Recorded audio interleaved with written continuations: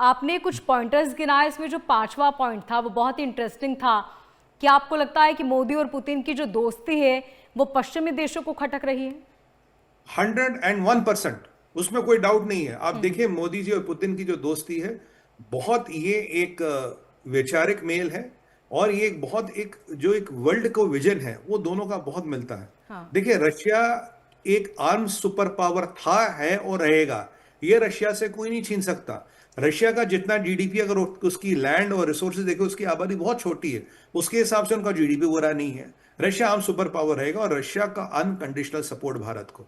भारत को ने जो रशिया और अमेरिका और वेस्ट के बीच एक समन्वय बिठा रखा है। भारत जो स्ट्रैटेजिक ऑटोनॉमी को लेकर कॉम्प्रोमाइज नहीं करता। मोदी जी के साथ पर्सनल मित्रता आप देखिए, जब जब हमें लोगों ने दांत या आंख दिखाने की कोशिश की है।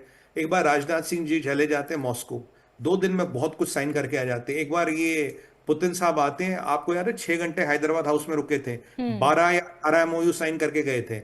ये जो चीजें हैं ना, ये वेस्ट को खलती है। वेस्ट करता है भाई, धंधा करता है, व्यापार करता है।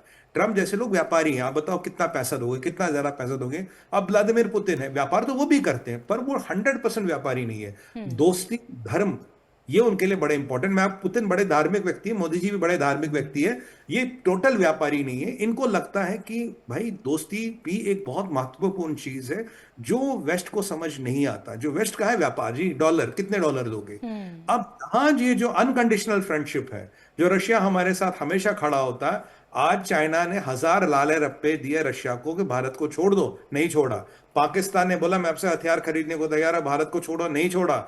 अमेरिका का प्रेशर आया, भारत को छोड़ा, नहीं छोड़ा। ऐसी दोस्तियां ना वेस्ट ने देखी हैं, ना सुनी है, ना कभी किताबों में पढ़ी हैं। तो उनको यहाँ जो समन्वय है, इससे तकलीफ होती है, मोदी जी की केमिस्ट्री से तकलीफ होती है। याद करिए जब लास्ट टाइम मोदी जी वहां गए थे, मोनिका जी, उनको वो ले गए थे डांचा। डांचा क्या है?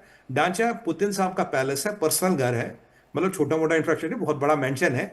वहां बेहतरीन से, कहते हैं रशियन कल्चर में, जो आपको क्लोजेस्ट से क्लोजेस्ट दोस्त होता है, भाई जैसा होता, आप उसको अपने घर पे लाके उसका आदर सत्कार करते हो। वरना रशिया के पास होटल और ये कॉन्फ्रेंस हॉल, ये बड़े बड़े समारोह करने वाली जगहों की कोई कमी नहीं। अगर वहां वेस्ट के कल्चर में या रशियन कल्चर में आप किसी को घर बुलाते हो, वहां उसका आदर सम्मान करते हो, तो मान लीजिए आप बहुत करीब हो। बिल्कुल। और ये मैसेज अमेरिका को भी गया, यूरोप को भी गया, और जाके चीन को भी गया।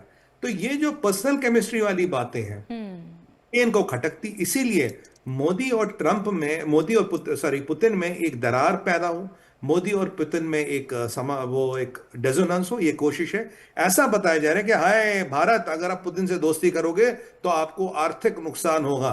पर ये शायद ये भूल गए हैं, आर्थिक नुकसान अगर आप करोगे, अगर भारत सहने की क्षमता रखता है, तो करने की क्षमता उससे कहीं ज्यादा रखता है। ये ना भूलें आप, दुनिया का 40% खाना यहां से जाता है, वो भारत नहीं रहा। ये यूरोपियन यूनियन वालों को जरा अपने हवा के घोड़े से उतरना पड़ेगा। और मैं आपको बताऊं, 32 कंट्रियों, 28 कंट्रियों के समूह को आप यूरोपियन यूनियन कहते हैं। अगर आप रिसोर्सेज की तुलना करें, 2-5 साल रुक जाइए, आप कहीं खड़े नहीं रहेंगे। अगर आप में से जर्मनी, फ्रांस और ये यूके को निकाले, तो यूरोपियन यूनियन में बचता क्या? मुझे कहना नहीं चाहिए ऐसे, बट अगर आप हमारे देश का आर्थिक नुकसान करेंगे, अगर आप हमारी फॉरेन पॉलिसी में इंटरवीन करेंगे, और अगर आपको लगता है कि सिटी ऑफ लंदन, मैं एक वर्ड यूज कर रहा हूं Monika ji, city of London, London ही city of London, city of London में माना जाता है कि डीप स्टेट का हेडक्वार्टर है। और इनको हम्म। जरा मैं बता दूं आपके चैनल के माध्यम से, अगर इनको लगता है सिटी ऑफ लंदन भारत की रणनीति या भारत की फॉरेन पॉलिसी डिटरमाइन करेगी, भारत की इकोनॉमिक पॉलिसी या भारत का एनर्जी